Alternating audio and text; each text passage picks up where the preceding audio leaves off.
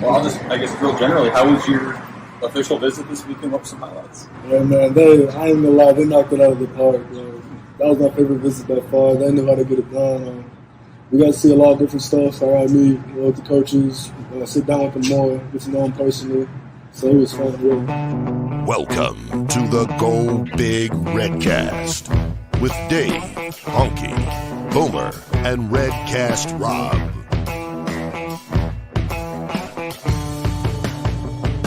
Welcome to the Go Big Redcast. I'm your host, Honky, and I'm with Mac.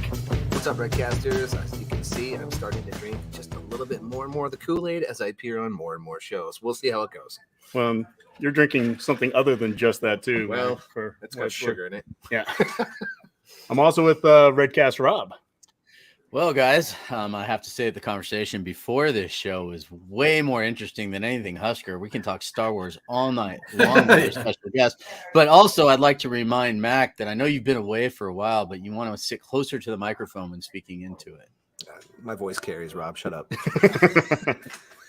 Well, we have a very special guest here tonight. But before we get to him, I want to just go through our normal promos here. And for upcoming shows, we have a fan forum next week scheduled June 15th at 8 o'clock, and that's with Glenn Snodgrass, the York High School football coach. We also have, in 2 weeks from tonight, mark your calendars, Adam McClintock and Dave Bartu, so college football professor and college football matrix. They'll be on we'll geek out on a bunch of analytics and everything. And then, as usual, we also have our Hill Varsity promo, Redcast, at hillvarsity.com/subscribe. Get $10 off your first year. And Smack and Smooch, custom shirts and specialty items. Get yourself a Redcast shirt and koozie, all that. 308-325-2542. And also use the QR code. And, Rob, did you also have a show that you were promoting? Were you going to do a lunch cast this week? I am going to be doing a lunch cast this week. I am going to be talking with the Queen Bee herself and quickly becoming Nebraska's #1 recruiter, the mother of O'Shawn Mathis. She's going to come on and talk with me for about an hour or so. And, we're just going to really just shoot the stuff since this is a family show and just talk a little bit about it. I'm really interested in her story. So I'm excited to kind of hear it from her, especially with O'Shawn's brother and how they made the decision to come to Nebraska. Right. Cool. And O'Shawn was really talked about that a lot afterwards, and how, it wasn't the NIL necessarily that brought him, but it was a lot of other things outside of it. And I just want to hear that. Sure. Me, I'm good at getting stuff out of people. So that'll be this Thursday then. That's the plan. We'll social media out the details, but our guest tonight is no stranger around the state of Nebraska and Husker athletics. He's lived in Omaha since 2002 and has covered both the news as well as sports, television, and radio for 25 years. He's also currently the host of the wildly popular Big Red Wrapup. We welcome to the Redcast, Michael Severe. How you doing, Michael? You guys are way too young to be wildly watching Big Red Wrapup. Good show, but we skew a little older. I'm just gonna say, just a little bit older than you guys. Yes. Together, maybe your ages. How old do you think we are? I'm curious. I would go Honky about 36. Oh, I love the guy that's in really good shape. I'd go about 39, and then the Star Wars guy 41. Okay, first off, I'm not in shape. You're on more time, but so I'm 45, but I'll take it. I'm 45. And I am the senior of the group. I'm 48 years old. Okay. And see, look, I got some gray in my beard. I am 52. So. I will be 53 this month. All right. Yeah. Well, before we get to talking about stuff, we just want to anyone that's been following Michael on social media the last couple of weeks. We talked a little bit beforehand. We just want to wish you, your son Miles the best with the recovery and everything. It's amazing what modern medicine can be, and to have that surgery a week ago, and we saw him right beforehand. Looks like he's doing great, and the Redcast Nation's behind him on his way to recovery. I appreciate it. Thanks, everybody on social media all weekend was very supportive, so we appreciate that. Well, we always like to break the ice, and I think in your case we already have, but we break the ice with tweets of the week. Yeah. And so I had this set up, and you had sent something out here on May 28th, and it was your personal Star Wars universe rankings. And the joke on the Redcast has always been that I had never watched a single Star Wars, not one, up until just 2 weeks ago on Memorial Day weekend. I went ahead and I watched I guess the original 3 or the early 3, however you call it, because I know the order gets all out of mess, but it's just the trilogy, the trilogy. The trilogy. So, trilogy, yeah.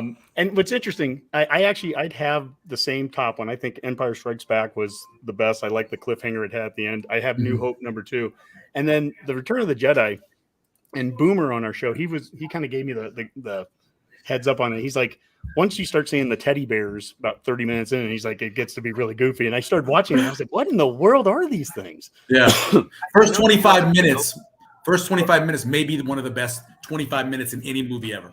From the beginning where the credits roll to the barge crashes in Empire, that might be Return. That might be the best that any part of any movie I've ever seen.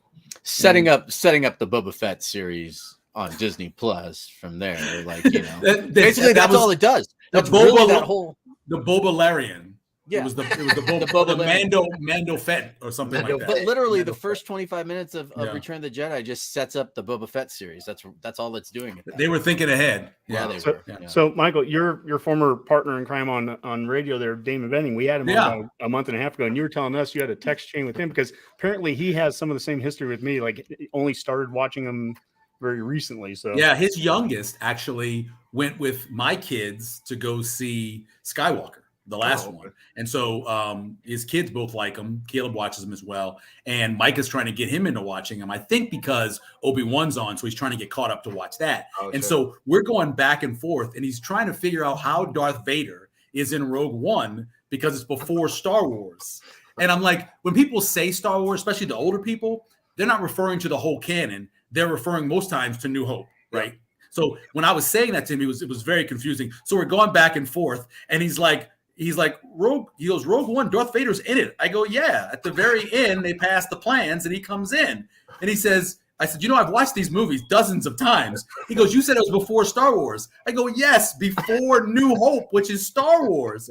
Okay, I got it now. So yeah, it was quite the conversation we had back and forth on Twitter this weekend as he was trying to watch Star Wars for the first time. Well, are you enjoying Kenobi, Obi-Wan? I am enjoying. Look, I grew up reading comic books. I mean, like from the age my dad passed when I was 10. And I moved to New Orleans, and I obviously didn't know a lot of people when you started a new school. And there was a kid there, it was an 8th grader who read comic books, and he gave me my first X-Men comic. My first, it was during the when Rogue came in. It was the whole first 5 or 6 episodes of Rogue taking Marvel's powers or Jean Grey's powers, all that stuff, right? So I started reading comics. I have never had a problem with retconning, people coming back from the dead, things changing, because all comic books have always been. Comic books will constantly change and move things around. So I don't bother with that at all. People get mad. I've loved it. We've loved it. This Wednesday, trust me, we will be in front of the television as soon as we can as a family to watch Obi-Wan episode, was it 4? Hopefully we can watch 10-year-old Leia run around and avoid Jedi. Like she's won herself already, right? So. Well, the funny part about it is, okay, so he keeps saying his name is Ben, right? Yeah. So technically, Obi-Wan wasn't the name, but I don't care. Maybe she forgot. Maybe she forgot that 7 years previously, some dude that was a Jedi with a cool beard saved her life. I don't know. But, who cares? At the end of it, he'll probably do some mind trick on her that erases it. Like Superman gets the lowest like C-3PO when they walked him. Yeah. Michael, you're sitting here talking comic books, and you just need to understand right now, and I will turn my chair, which is great for listening on a podcast later, but there's this entire file cabinet behind me, and each shelf of it is full with 4 short boxes of comic books. All boarded and bagged in alphabetical order by title, and then in numerical order inside of that. Rob, if you look behind me, Rob, you'll see a lot of Husker game and programs, you'll see me too. The national championship games in the 70s and the 90s, and Scott Frost and all that. And that's because this is a Husker podcast. I have those too, Honky, right here on my right. We're going to get back to being a Husker podcast. We've diverged too far for Honky. The next tweet of the week here is, I definitely think we've broken the ice, and I do love the talk so far. But this was a great one you did here, Michael, about on May 18th. You go, it's none of my business, but I've now heard 4 different media people say NU isn't better talent-wise than last year. That's insanity. Either you are greatly overestimating last year's roster or haven't watched the guys coming in. We're better at wide receiver, running back, quarterback, D-line, outside linebacker. kickoff, punt return, basically the special teams there. Yeah. I think that's a great tweet. I think that's a great place to start from because really we're talking talent now. We're talking roster. Yes. And we know that we brought in a new staff. We need to develop players and all that good stuff. But at the very core of it, let's start with talent. Where are we at going into the 2022 season? You know, I'm a draft guy. More than anything else in my life, the draft was a huge part of it. 1986, first year I got in the draft. Saints drafted Dalton Hilliard, Jim Dombrowski. It was a great draft for the Saints. It was the start of the Jim Moore era. And I realized right then, because they got better quickly, that the draft matters, right? And so from that moment, as a 16, 17-year-old, I immediately became a big fan of the draft. And so, yes, I look at talent based off of how many people you put in the NFL and how many get drafted.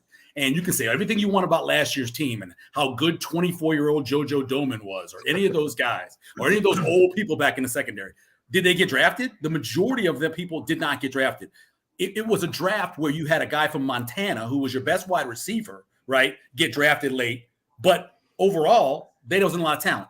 An argument Damien and I have had over and over again. Yes, you want more talent. I believe that they need to upgrade their talent severely to get to the point where they can compete at the top of the Big Ten West, not the whole Big Ten, just the Big Ten West. And I believe they have. And it doesn't matter that, let me say it this way. It may not work out. This crew, the last 5 or 6 years, horrible track record overall with junior college guys. Horrible track record. If you look at some of the guys, just horrible. You've had a couple hits. It's not like Bo. When Bo went in and got junior college guys, the majority of them hit, right? Just whatever luck it would. So it may not work out. But just talking pure talent, like guy to guy, O'Shawn Mathis compared to Ben Stilley. Again, love Ben Stilley, was a proponent of him getting an offer back out of Ashland, liked him as an outside linebacker. He was undersized and underwhelming as a pass rusher and as a talent on the edge. O'Shawn Mathis, much more talented, whether he's an outside linebacker, a defensive end, whether he is playing 4, 5, 6, 7, 8, 9 technique. I don't care. He's a more talented kid. So to position. Omar Brown, more talented than the guys they had last year. Will he play a lot? I don't know. Kid can't make grades. All I know is that he's more talented. There's more talent now in this short time they brought in than they've had the whole 5 years they've been here, in my opinion. And you talked about, what this crew has done or hasn't done in the last 5 years with JUCO and players that they brought in. But the reality, too, is even that crew has changed. I mean, now we're dealing with – you think about Omar Manning, who, Rob, I know you loved him 2 years ago coming out of JUCO, right? The number one JUCO in the country. And he is certainly – he hasn't performed as the number one JUCO in the country coming in here. But – now he has Mickey Joseph working with him for the first time. Mickey Joseph certainly has a track record of doing things with receivers that we didn't have prior. I mean, I guess we get accused a lot on this show of pumping Kool-Aid and stuff. But look, I mean, there is talent and we've got good coaches. We have coaches that have demonstrated success at what they've done. I mean, Bill Bush as an example and Mickey Joseph. I mean, I love the story of them smoking a cigar in the national championship locker room after LSU won the title and saying, how cool would this be to do this in Lincoln? I mean, these are talented guys. A lot has to come together, but the talent, at least just starting at just talent alone, that's where I like that tweet that you had there is that to me, it feels like this is a step up. Mac, I mean, I imagine you're there. I couldn't really argue with any of it. I mean, I'm never going to get worked up or too upset when off of a 3 or 4 win team, some guys transfer out, and then people get all, what are we going to do? I'm like, what do you mean we're going to do? We only won 3 or 4 games with them anyway. Can we upgrade that to do better? Yeah. I mean, quarterback is Casey better than Adrian? Maybe not, but I'll tell you, our depth behind him is for sure better than it was a year ago. With Purdy back there too, and then Henrik having another year. And we still have some others. So the quarterback position for sure, regardless if it's even if it was a swap between Adrian and Casey, the position group is better. So the competition will be better. And I would always, that's where it starts. And it goes back to this crew, as you said, this crew, Michael, who's coaching quarterback right now? We have Whipple versus Verduzco. Is that a step up too? I guess just across the board. I mean, coaching talent matters too. Yeah, I've always liked Mark Whipple as a guy that's occasionally wagered on games. Mark Whipple was one of the most efficient offensive coordinators / head coaches. We're talking going back to UMass. When you're looking at totals, team totals, always very good. It's so funny because even before he was rumored to be a candidate for the job, this is a couple months before, we were back on Severe and Benny in the morning. We were having a conversation with a guy who was talking about how Pitt had just exceeded the numbers from the year before, and how Whipple had kind of gotten everything evened out on the offense. And it was funny. I just told Damon, I said, I've always loved this guy, going all the way back to UMass. I know Damon liked him when he was the quarterbacks coach at Pittsburgh the first couple of years of Ben Roethlisberger. And so we had this conversation, it was funny. And then 2 months later, all of a sudden, he is the offensive coordinator. So I can say that I've always been a fan of the guy. I love the way he handles himself. I think he is a very good play caller. I am concerned a little bit because it's been a long time since a team in the Big Ten threw the ball more than they ran it and was successful. And that's Purdue with Drew Brees. And even though I like Casey Thompson and Brock Purdy, neither one of them are Drew Brees. So I think that he's going to have to run the ball more in the Big Ten than he did, obviously, at Pitt or any of the times during his career. That I have a concern about. But other than that, I like the way he sequences his play calling. I think he'll make Casey Thompson look like the quarterback he was during the successful times at Texas. I think he's going to do a good job. How about we already have a question too, Honky, from Jim. And we'll get to those here. Let's keep this going right now. That you think about it. You mentioned Casey Thompson with him. I'll be the first one to admit I've brought this up on a number of different shows here. The second we hired Whipple, I immediately thought we were going away from the dual threat QB. That was my first thought, just knowing the history there with him. I thought we're going to get drop back guys. That's not the game I love. I love dual threat guys. It's one of the things I liked about Martinez. I didn't like the mistakes, but I liked the dual threat feature to it. To bring in Casey Thompson, to bring in Chubba Purdy, to go out and now we've recruited Watson on top of that. I mean, we're bringing in guys that the mobility part of the game can still be there. But to your point, we need to be able to run the ball. And I think of the end of that Tennessee game last year, Pitt at Tennessee, the last drive, they got in the I formation. They ran the clock out. They got a couple of first downs just running the ball. Do you think we hear about this marriage of the best of what Frost brought with the offense, the running game, with the best of what Whipple brings, the pass game? Do you see that? Can that come together and really truly marry into this really interesting pro style offense with a mobile QB that can get under center? How do you see that kind of coming together? Well, I would prefer not to have fusion cooking. I would just say let Whipple run it. Let Frost be the CEO that he said he wanted to be when he had those meetings, right? He meets with Trev. He says, I want to be the CEO. I want to be the grandmaster over everything. Let Whipple do it. I don't want to see Frost trying to get his offense or whatever. I think it's been proven, if you just look at the overall numbers, what they did at Oregon. It's not sustainable in the Big Ten, not without supreme talent. You have to go against Pac-12 defenses. Big Ten defenses are just better. The weather changes. You have more windy days. You have all kinds of problems where you can't necessarily do the same things you did at Oregon, right? I know you did them back at New Hampshire. I know way back then that Chip Kelly did them there, but I don't think you can do it that way. And so let me just have what Whipple does. Just let Whipple run it. Get some input from his offensive coaches about which players need to be in. That's one of the things that they've really struggled. And part of this, I think, was the coaches. They didn't have a good rotation of players. There were so many times where you'd be watching a game and you think to yourself, okay, pull that guy. Or why isn't this guy played? Or he had a couple of plays and they hadn't played in a while. It was almost like they forgot, You got to have that. You have all these extra assistants, the assistant to the assistant to the assistant. Those guys need to be, hey, Applewhite, or whoever, send this running back in because he was hot a couple of runs ago, or this guy's had a couple of runs and now he's winded. They need somebody like that. For whatever reason, the rotation of players. That game last year against Purdue, Yant having 4 carries for like 50 yards in the first half. Yeah. And I sent out a tweet at halftime. It was a joking tweet. Like, how many carries will he get in the second half? 10, 20, 30, or 40, right? It was it was such a no-brainer that he's running so well, getting 10 plus yards a carry. And he gets 2 carries in the second half. And we've seen that with the wide receiver room at times too, where, Betts will have a huge game and the next game you don't see him for 2 more. And that kind of consistency at some of those spots. Michael, do you get the sense or the feel at all of the relationship between Frost and Whipple? Is Frost relinquishing that kind of control, or do you have any kind of feel for that situation? I hope so. I mean, he said all the right things about having a guy who's experienced and allowing him to do other things and get more involved in special teams. And hopefully he's serious about that. I don't know. My biggest concern out of this whole thing, because I remember earlier I tweeted that I thought they had more talent at these positions. And I think the overall coaching staff is better. I think the quarterback they have in there, either one of those quarterbacks, I think will do a better job late in games than Martinez did, which was the biggest issue he had. My biggest concern is, will Scott Frost not tamper and mess things up? I really believe that that's been an issue. I think he has too many times either lost his way in a game. I'll never forget that shot. We had this great shot against Michigan State of the sideline on that punt.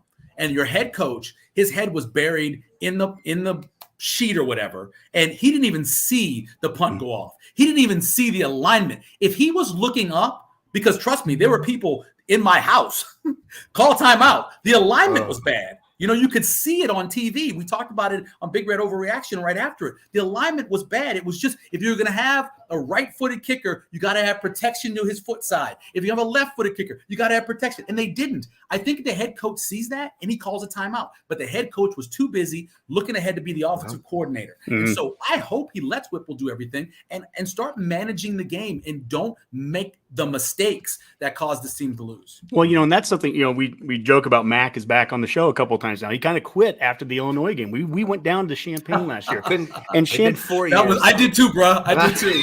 I was just like, no way. I talked my boy into going to, and he paid like $400 for tickets, and I was joking. As the team got worse, my yard got greener. I'm like, I'm just gonna spend more time out in the yard. But that game, and Rob went with us too on this one, and that game was the worst of the worst across the board. And one of the things was one of the same things you just mentioned there. Hey, Whipple has this experienced offensive coordinator. Well, so was Lubick, right? Lubick was a OC at Power 5 levels, and all offseason.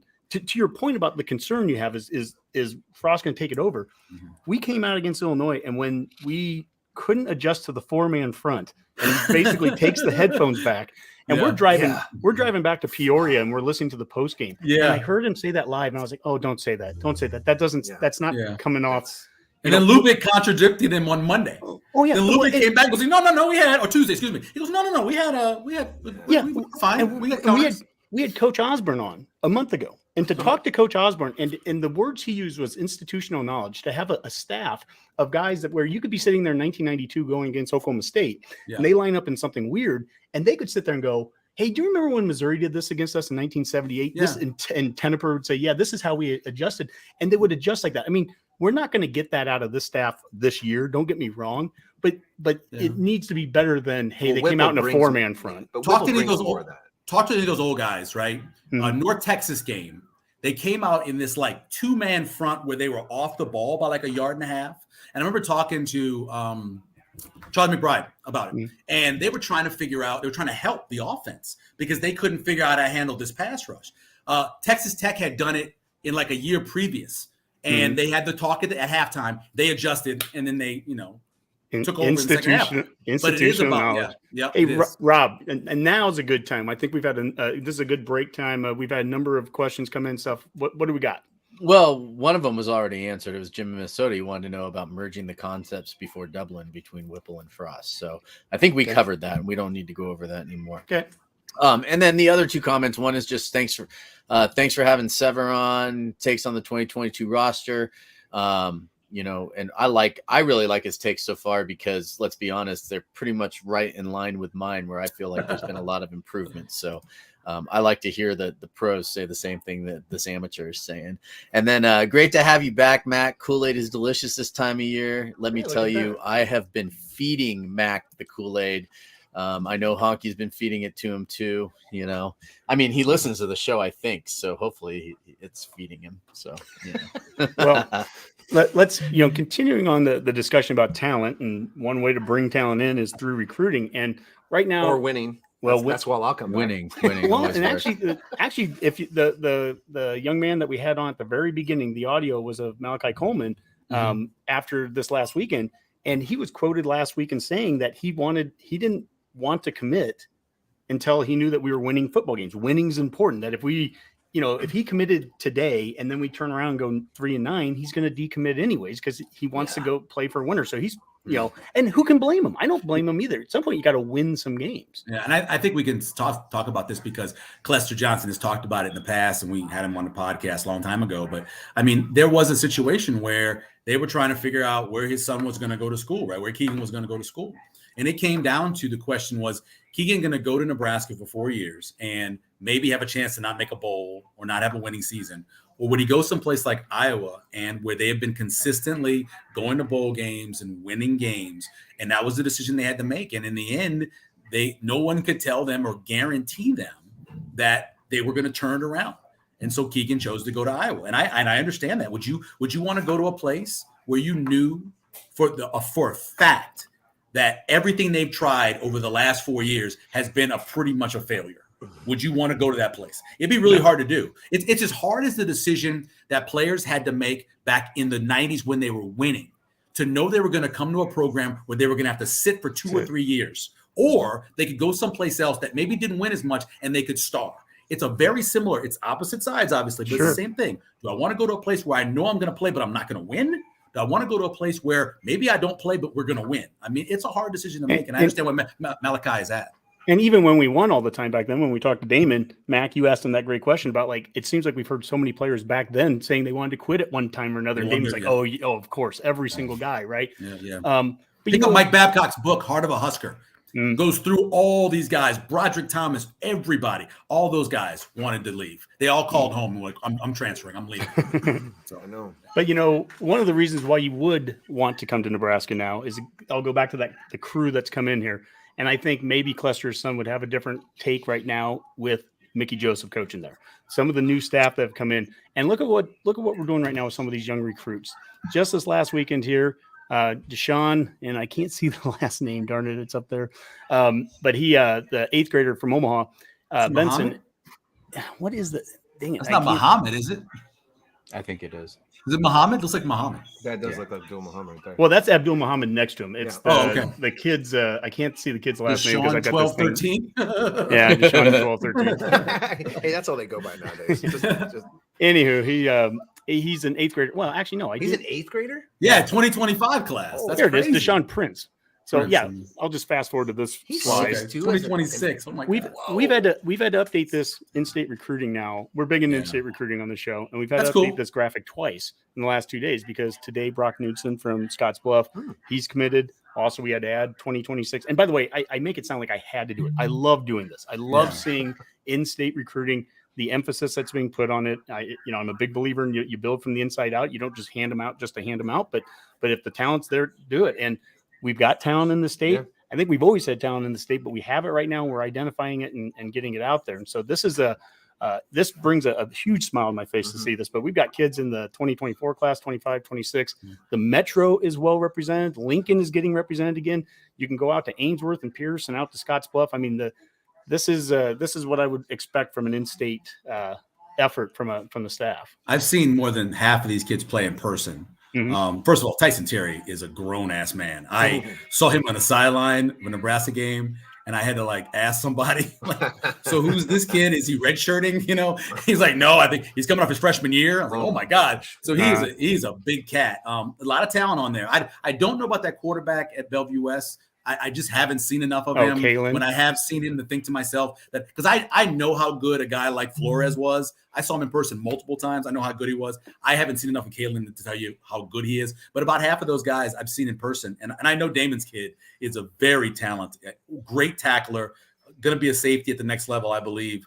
Very talented kid. Sledge, who started off at tight end, who kind of struggled out there, really settled in when he moved to tackle. I think he's a really good player. There's a lot of good kids on that list.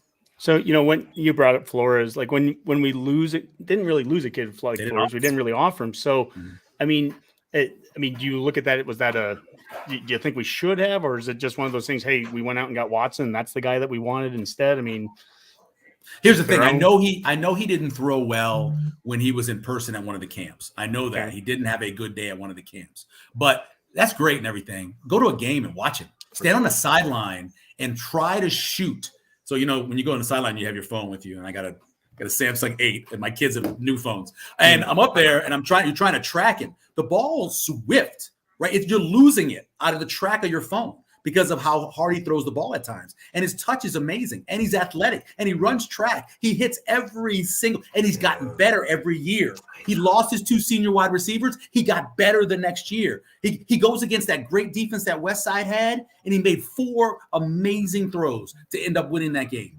I don't know what else you wanted from the kid, but you know what? You got to make your decision based off of who's the best player, not whether or not they're 50 miles from your house. You're not. But if they think that he's not the best player, then I understand it. I think Flores is wherever he goes, Flores is gonna be a great quarterback. And he's going to Oklahoma State, or committed there. So yeah, I mean, and I think that would be That's a great program. That'd be a good fit for him. I guess while we're looking at that original tweet here, we had the Deshaun Prince one, but then also there is 2025 Omaha North quarterback Sebastian Serco, and he has offers already from Penn State and Ole Miss, and he was throwing at the camp this weekend. And so I don't know, I haven't heard anything if he's received an offer yet or not. It's amazing, Michael, how quickly it's almost like this kid's just got done with his 9th grade year, and there's Penn State's coming in and offering it. Ole Miss, I know Lane Kiffin's nuts; he offers 3rd graders, but still, I mean, this is that's crazy. I didn't see Circle I think play. They did though. offer him, didn't they? Offer him because Circle? I saw a video of him throwing the ball to the wide receiver kid. Like I saw that, and I thought they said that they offered him and that he already had those offers. I hadn't seen the offer part yet, but I'm not sure. I'm not 100%. I did. He didn't play. Video.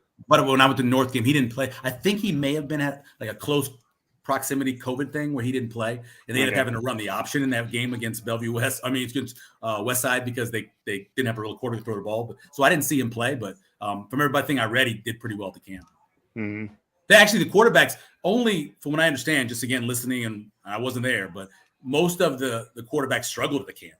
But he had some nice throws from everything I read. Mm-hmm. Yeah, there's some good video of him out there on that. We do have a couple more questions. I'll give you Go for it, Rob. This. Jim saying, let's say Nebraska wins big in 22. Does Frost go heavy in the portal again or dial it back with focusing on high school kids? Well, what's big, Jim? What's big? That's always the question I want to know. What's big? Yeah, like some people big is 6 wins. Some people it's 9. What's big? 15-0. we gotta be in the dance. Okay. All right. Well, listen. I think the portal's here to stay. You're going to fill all your gaps that you miss out on, whether guys leave or because you didn't get them in recruiting. And the portal, as long as it's set up the way it is, where you can not have to sit out a year and NIL the way it is, I think people are going to live in the portal. Iowa might not, but most schools will. Yeah, and those schools that don't want to live in it, all it takes is losing a kid or two to the portal, which Iowa now has also. I mean, they just lost a receiver, a couple of weeks ago that now has gone to Purdue, right? They lost the kick returner, and they were already short on receivers to begin with, right? And so there's some schools that have wanted to stay, above the fray. We're not going to get into all that NIL and portal. Some of that's out of your control. You start losing players to it. Yeah. And now is not a good time to lose players and trying to get portal out because the May 1st date is long past. So I mean, now you can't bring guys in that can immediately play the way that Wynn and Drew and O'Shawn can do it for us. The portal is a catalyst too to other guys transferring, right? So you bring in this quarterback who's got 3 years left or 2 years left, and then your freshman quarterback looks up and goes, what the hell? What am I going to play? And so then he's in the portal. He goes someplace, and then that quarterback that's in that place, he ends up getting the portal. It just, tell two people. And speaking of which, too, go ahead. Rob. Sorry. Oh, I was going to say, speaking of which, too, because there was a name that we didn't even bring up in the quarterback room, and that was Richard Torres, right? And because he's injured, and we didn't even bring his name up when listing out the depth or the size of that quarterback room. True. And then you're talking about these freshman kids that come in that could end up transferring because the kids. I mean, Purdy has 2 years left after 3 years left or something like that on there. Rob, that's actually something I'm interested in. When I do the fan forum in a week with Glenn Snodgrass, I want to talk with him because he's a football coach, he's a Husker fan, he's also. You tell him he owes me lunch, and he knows the bet. We had a bet on a player, and you tell him he owes me lunch. We had a bet over DM over a player. You tell him he owes me lunch. I will absolutely do that. He's also a Husker dad, and what is it like to be his kids on the team has worked hard for the last 2-3 years. And we're guilty of this on our show. We go and create our depth charts and offense and defense that are out there on YouTube and had thousands of views, right? And people are like, they look at it and they're like, oh, that's right or that's wrong. But the point is, we're just here's this new guy comes in and we just put him. All of a sudden, we move the kid to the third team. And what is that like to be a current player sitting there? And it's like, oh, this kid just transfers in, automatically has my spot, hasn't even been here for two minutes. I mean, do I think Mathis is going to start? Probably, right? But at the same token, I've never seen him play. I've never seen him practice one time here either. And sometimes we just assign these guys spots. I don't know if I was a head coach of a program right now, how much effort do you put into recruiting a freshman quarterback? Like how much effort, even if he's one of the the best guys out there. If you're Alabama, I don't care if he's a 5-star or not. You're going to sit. You're going to sit for a while until these other guys who are also. Well, even Bryce Young said his freshman year. Yeah, and that's kind of a remarkable program. It's a bad example to use, really, Alabama. But I mean, just to ask these high level recruits to sit for a few years anymore just seems unreasonable with the portal. I don't know. I guess what I'm saying is is it better just to lay back in the cut and see who goes? Well, and when you get someone that transfers in, at least you've kind of secured them because now they can't leave and go. Second time around is a little better. I think you said it earlier, Michael. Like you bring in someone in the portal, and then you got a freshman quarterback saying that the freshman sitting there going, "I can leave." And I can leave and go somewhere right away if you've already transferred in. If it's Dylan Raiola, you spend a lot of time trying to get that kid. But, I mean, the majority, I understand what you're saying. It's almost like when you go out looking for a job, right? They want you go find a new job. They want you to have experience. And you're like, this is a new job for me. How can I have experience at it? Right. But they want to have a guy. And the only way to do that really is to go get a guy who's proven himself in the portal. That's why I think when you look at what Casey Thompson did, I know Texas didn't win a lot of games, but just go back and watch him. Watch his tape. Watch their defense was so bad. Watch his anticipation on throws. Watch how when he's in the pocket, the first one, second look. Watch how his head is. And by the way, he's the least athletic out of any of those quarterbacks in that room. Even Richard Torres, based off of tape from high school, is more athletic. But his anticipation and what he can do putting balls in tight spots. He's not going to get the ball down the field on a line. He's got to put air and get rid of it early because he doesn't have a big arm. But everything else he does as well or better than I thought Martinez did. He approaches it like a pro too. He's really dialed a mature guy. I mean, growing up with his dad too. I mean, anytime, and we can all have kids. Yeah. Mm-hmm. Yeah. I mean, you made your share of mistakes when you were growing up. So the first thing you try to make sure is your kids don't make the exact same mistakes. So his dad made mistakes, and so he's going to make sure that he doesn't make those same mistakes. Yeah. You look at obviously, he's coming from Texas where they didn't have a winning record either. But it's crazy. You look at some of those losses and what he did against Oklahoma and put up 5 touchdowns. Against Kansas, they lost to Kansas. That's a horrible loss, right? Yeah. He had 7 touchdowns. Yeah. What else you want me to do? 7. It's like what else can the guy do, right? Yeah. And so there are examples there where you can't always just look at the record on things, and certainly he comes with as much accolades and experience as anyone. As we're talking about NIL and transfer portal here, I thought this was kind of interesting. And this was from Alberts. Made this statement here, and he goes, "We'd be totally unwise given the current state of what the past has looked like in some of our sports to just sit idle. I think we have an opportunity right now with the transfer portal. I'm not sure our head coach is huge proponent. Thank you. I can't read that with that stupid thing over it. Over logo, dude. Thank you. By the way, right now, it's a benefit to us. Long term, are the transfer portal and some of the NIL challenges sustainable? I don't think so. But our job is to create a winning strategy with what we currently face, being willing to do the work to dive in, and it's had good thought. And I think that's part of it. He's a wordy guy. I bet Twitter's hard for Trev. I'm a wordy guy. I think I've added too many some of these slides. But he's been in the media. He's been in front of the media for his entire life. Yeah. Think about how long he's been in front of the media. From the moment he was a junior in high school, he's been in front of the media in different ways. So you learn eventually to speak in that language. Yep. Hey, we got another question since we're still on transfers too. And Anthony Hayek, I think, Silent J. Maybe, I don't know. With all these transfers coming in and expected to play right away, could this cause a divide between the transfers and those that have been there? And I just want to bring up really quick the interview that I did last week with Chancellor Brewington and talking about NIL and transfers and things like that. And he literally said no. He said that a lot of these guys are coming in and it's like they've been there all along. He said that the transfer guys, they come into the room. Nobody's like looking at anybody like, hey, this guy's going to take, they're like acting as a team. Like they've been there. Is that the right thing to say?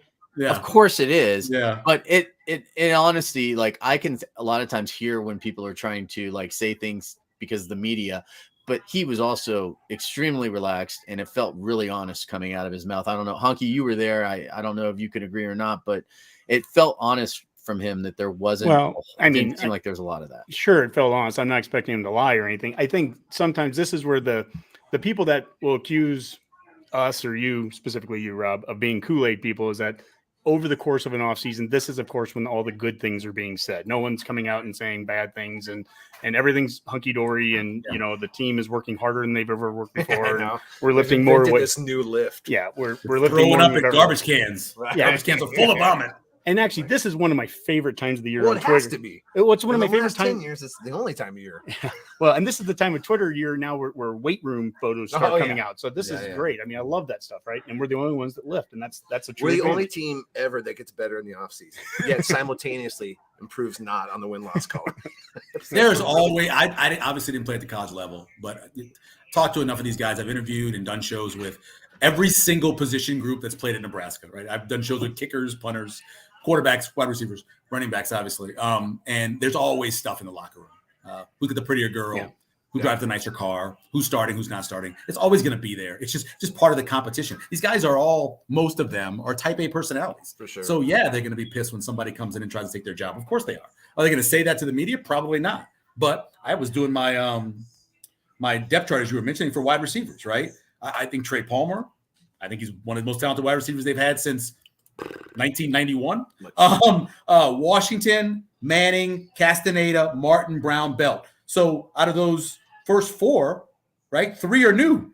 Yeah. That means somebody got moved. You have Oliver Martin starting. I don't think Oliver Martin starts. And maybe he does, but I don't think he does. I don't think he would start over Washington if it was me, in my opinion. Yeah, and actually, I think. Go ahead. Oh, I'm sorry. I had this is an old graphic here because I have Washington on the second team. But the point is, first, second team, whatever. The biggest number or the biggest letters out of this is the TR, the transfer, and the number of transfers that you see on both sides of the ball. We also have a defensive depth chart, but to your point there, the number of those names, I mean, heck, in this case, both quarterbacks we have are transfers. Now, I posted that, and then, we got some stuff from people saying, well, what about Logan Smothers? Look, this is just a podcast in June putting that out there. I mean, of course, Smothers could be up there too. I'm not saying I'm not the one making that decision, but the point, I'll take whoever wins it. Yeah. Let the best guy win. Let the best guy win it. I'm not saying it's more the point of how many transfers you're seeing up there in top two at the positions. That's where you're seeing it. It's across the board. It tells you what the coaches needed. I mean, there's a reason there's transfers in the spots because those coaches identify these are areas where we're not good enough. Well, Michael, look at this. I mean, you go back to what you said. Better at wide receiver, running back, quarterback, D-line, outside linebacker. Let's look at that. Wide receiver, here's a transfer, Palmer. Here's a transfer, Castaneda. Washington would be it. Running back, Anthony Grant's the JUCO guy there. Quarterback, these are spots you said. On defense, outside linebacker. We kind of we had some liberties and we said we were going to run a 4-3. Yeah, sure. So, makes sense. There's O'Shawn Mathis, D-line. There's Devin Drew. There's Stephen Wynn. Again, I don't care if it's first or second team right now. This is June. It's just the number of those transfers that we're seeing across the board. They're everywhere. The defensive backfield is just, loaded with them. So, certainly we could have more. We better have more talent on the team. Really, I think to your initial poster that we talked about, we better have more talent on the team this year than last year if the transfer portal is worth its weight in anything, because we went so hard to it. Right.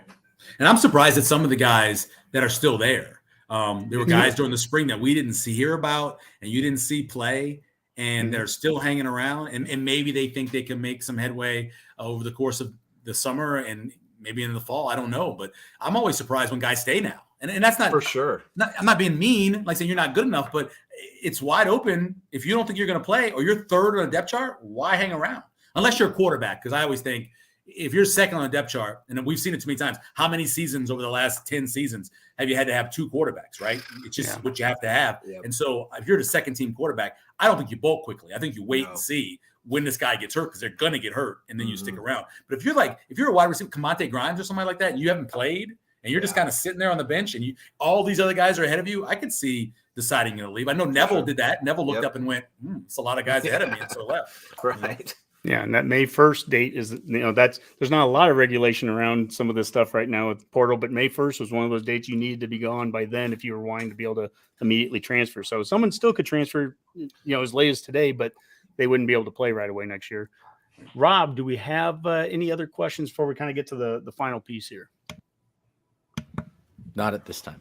Not at this time. All right. So I think moving forward here, this is a good time, and I think just to have a little bit of prognostication about next year. Plus, it's a fun word to say. It is a fun one here. So my last tweet of the week here, and this one, Michael, this one's from May 17th from you. You go, I feel good about making some money this year on the Huskers. By the way, that was plus 4.5 against OU. Feels like crazy sauce on top of a bowl of nutty noodles. And so, here's, according to FanDuel, there was 5 games there, and the different spreads. But, everyone Jim in Minnesota said we want to win big, and you answered that perfectly. What does win big mean? answered. He said 9 he or said 10. 9. He said 9 or 10. 9 or yeah. 10. But That's win, big. But He's win not wrong. win big means something different to everyone, right? Rob is going to be 15-0. Jim's going to be 9-10. Dave on our show just wants to get to 6 and get to a bowl game, right? I know, but me too. Prognosticating ahead here. I mean, let's start with you, Michael. Yeah. What do you think is possible? What needs to happen for us to get to 6? What needs to happen for us to get to 9? What happened, and so on. I was having a conversation with somebody, I think it was at the hospital, and the guy was asking me what I thought, and I said, I think they've got a legitimate chance to start 6-1. And he looked at me, and I was like, I'm serious. I mean, you look at the schedule. I could see them losing to Oklahoma, right? I'm not worried about Indiana. I think Northwestern's going to be bad again. The non-conference stuff outside of Oklahoma, I think, is winnable. Eventually, you're going to get to Purdue. I believe Purdue is the 7th game. Is that right? Yeah. I think that that 6-1 is a legitimate start. I wouldn't be surprised. The problem is that nothing. It was Trev Alberts who said when he brought back Scott Frost, right? There was no, and I always use the wrong word. I think he said tangible or something reason for this to be done because we have no evidence to tell us that this is going to get fixed. Nothing over the last 4 years, right? But looking at the schedule, looking at the talent, looking at the coaching staff, 6-1 start is legitimate. The back end is a much tougher part of the schedule. So I think if they could legitimately get to 8, that would be a great season. I think it would ease a lot of people's minds. If I was going to pick it, though, I'd probably say 7-5, which would be right under the 7.5, which is the last line I saw out of Vegas. Yeah. The challenge with going the 7-5 in that traditional route is that if you went 6-1, I know to go 7-5 means you finish up, 1-4 down the stretch, and the record. What a terrible taste in your mouth. Yeah, the record looks certainly better than 3-9, but how you get there is completely and you hadn't different. beat Wisconsin since 2012, and you wouldn't have beaten Iowa since 2013. Yeah, 2014. Right. So at some point, you got to win a game or two that you're not supposed to.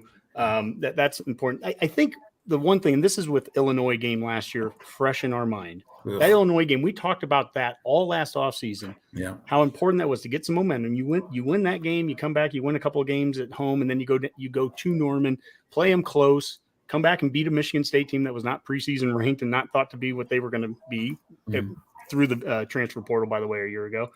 Michigan wasn't expected to be what Michigan was. So, there was a lot of the same talk last year where we were like, we could start 5-1, whatever. That first game against Northwestern, how critical is that, Michael? I mean, same as last year. We talked about the Illinois game meant, I thought, 2 games on the schedule. The one you played that you lost to against Illinois, and then another one. I thought that it was that valuable. It's that big. And here's the thing. I believe the line was 16.5, the Illinois line. It was big, right? The line for Illinois Northwestern just keeps going up because people don't think Northwestern will be very good. It could be 2 touchdowns by the time game rolls around. Wow. You go over to Ireland where you're going to have the most of the fans up over there are going to be your fans because they've been preparing for it for 2 years to go over there and buy tickets and go and do golfing and all that stuff. So you're going to have the home field, whatever it's called, home pitch. You're going to be over there, right, against a team that's not considered to be very good. If you went over there and lost that game and then have to fly all the way back with that misery, all bets are off. I'll be right back. I'm going to go throw up. Sorry. That is just. I felt the same way last year. I thought there was no. I thought they'd beat. I remember before the game, I picked them to beat Illinois by 2 touchdowns. I thought they would win that game by 2 touchdowns. I've been very confident. I've been bet the alt line that they would win that game by 13.5. I thought so, right? And then I watch it, and we get the safety early on. Oh my god! And you're sitting there going, wait a minute, I've seen this movie. I've seen this before. I've been here. I've stood right here. I've been on the sidelines and watched this mess happen. And it happened just like we'd seen in the past. Man, It was such a long. Go ahead, Rob. I was going to say, if you were in that car with us driving through Illinois from where you guys picked me up in Des Moines all the way up into Illinois, I mean, these two are sitting in the front seat and they're like talking and chattering and so happy. And we're just like, yeah, this is going to be great. This can be great. Yeah. That drive back was probably one of the most miserable drives I've ever experienced in my entire life with these two. I had my earbuds in. I was like sleeping in the back seat. I was just, I can't live through that. I can't live through that again. After the game, right? I'm standing on the sideline. Game is ending. And ESPN, Adam Rittenberg walks by. And he says, dude, I'm sorry. And what he was saying was that I know what you're going to have to deal with as someone who's covering them on the radio on a daily basis for this year after that happened. He just looked at me and goes, dude, I'm sorry. Yeah. Like, I've said that numerous times because of my role in the podcast here. The fact that I was just like, well, I'm done. I'm not doing this anymore. But like all the respect I had for you guys that had to go out there and slog through that game and talk to fans who are upset and miserable about it and have to conjure up some kind of content. Like, I'm just like, at the end of it, I'm like, Matt, how many more? I was talking to Honky. How many more times can I say, well, we got to fix special teams. We can't jump off sides. We can't have any high snaps. We can't have any, bad turnovers or fumbles by the quarterback. And we got to be better at fielding punts. I'm like, everything happened in one game before the first half was over. I'm like, no, this team is just broke. I mean, come on. That was the thing. At halftime might have been worse than even after the game for me. It was, I feel like it was one of the lowest moments for me as a fan. And I'm not trying, this isn't trying to be negative Redcasters who might be watching this and going, oh my God, you guys are usually all, Kool-Aid and stuff. No, I'm just scared. I'm just scared. I'm genuinely optimistic for this season, but what's happening is this offseason, we're talking a lot of the same talking points as we did last offseason. We need to get better at special teams. We need to cut the turnovers down. We need to get a downhill running game going. We need to be, we need to be able to have I think a mobile QB, but not have the QB be the first runner on the team. We need to get running back production. There's a lot of these things that we talked about. And then by halftime, our special teams hadn't gotten better. We had the punt return, throw it over the head and get a safety. We missed a couple extra points. Yeah. We needed to get turnovers. Well, we got one. We got an interception. Oops. Remember the penalties we have to cut? We had 30 yards of penalties in one play that negated the turnover. And you start going down the whole list. It's a 3rd and 1. And instead of going downhill, running the game with a big back, we get into a diamond set and quarterback runs it, misses the receiver, converts it to a run, fumbles it, and it's scoop and six. Stop. And all those things at halftime, I'm like, okay, we just can't do that again. And so this next don't season, do that again. I'm like, what was fall ball for? Why did fall ball even happen if this is the first game? Hey, Rob, you want to know how you solve all this? So the majority of the time when Nebraska's had a good team, they've had a really good slogan. Okay? Nebraska's slogan used to be the best. Even burn the boats. Say what you want about Callahan. It's a great slogan. Do you want the slogan for this year? Yes. Yes. Can we make T-shirts of it? Heck yeah. Well, you might have to have some copyright infringement. This is the way. This is the way. Oh, and you have hopefully it's Casey Thompson, and you have it his head on the Mandalorian's body. It says, "This is the way." This is the way. Yeah. Period. This is the way. This is the way. That's all you gotta do, and then they'll turn everything around. I'll explain that to you later when we get off the show. Okay, thank you. Yeah, I really do. It's like a Mandalorian. There's a lot of things that keep people up at night. Like, you wake up in the middle of the night and you can't turn your brain off, right? You get up, go to the bathroom or something, come back, you can't fall back asleep.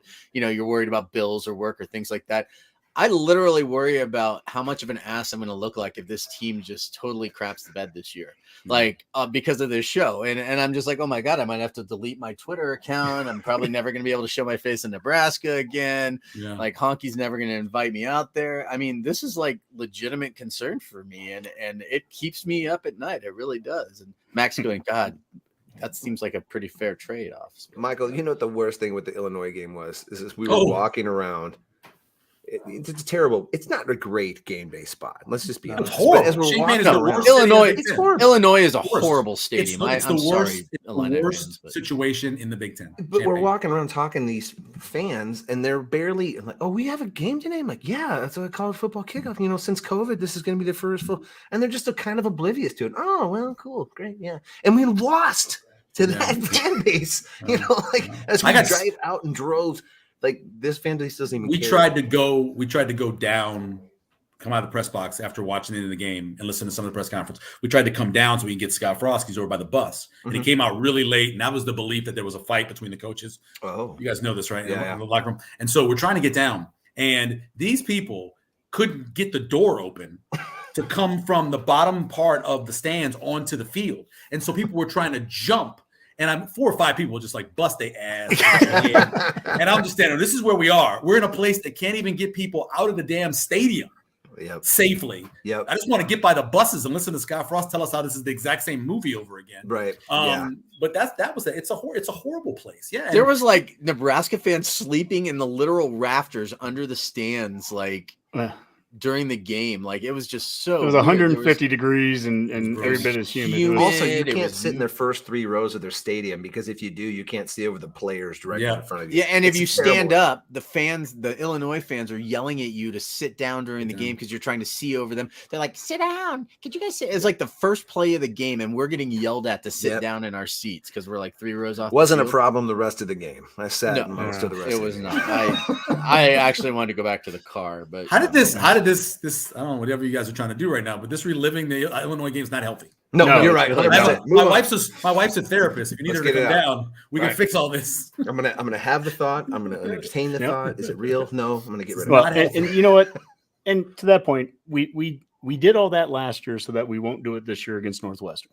Okay. My heart is guarded. There you go. Well, we were prognosticating. that's why. It's We why just- second marriages always work so well. 100%. I can attest to that. It actually is a fact. Yeah, Yes, I agree. 100%. Make the mistakes the first wife, right? Yep. We just need to be 1-0 coming back, and if that means we won 3-2, I don't care. It doesn't have to look pretty in game one. We just need to Right. win the game and come back Right. 1-0 A and, W. and go. I From don't there. care if we have a PJ Fleck like start. I don't care if we struggle through all of them. Just What and momentum. look different at the end of the game. Oh, the Yeah, first what- 3 games that year where they won on the last Yeah. play, Fresno Yeah. State, and yeah. Yeah. That was interesting. Yeah, Yeah, hey, it would man. be interesting to see him at Big Ten Media Days. When If he's his all eyes bulked still up look now? different. Well, what's this with his face? His It's called eyes look different. Botox. Man, Or it was a wrestling. mistake. Wrestling or Botox, one of those two. Maybe he just spent too much time outside in a cold Minnesota winter. Maybe that's what He happened. looks I don't like think he's that's what it surprised. does to your skin. I don't think it does either. I'm just trying to help a guy out, you know. Well, He's all right. Well, we like to end our show here with some parting shots, and so we're gonna go around the room, and we always let our guest have the final one. So, Rob, we'll start with you. What are your parting shots this week? I got nothing. Usually I think of my parting shot is Honky. I really think that you should watch Obi-Wan. I think that you should watch Rogue One, and avoid all the other Star Wars movies because they barely make sense to me as a fan. So they definitely won't make sense to you. Thanks. I appreciate that. All right. We'll go to Mac. Well, I'd just like to thank all the Redcasters for tuning in tonight and remind everybody to get your pets spayed and neutered. So, He's Bob Barker. yeah. Work for Bob. And All 2 right. and 2. And Michael, what do you got?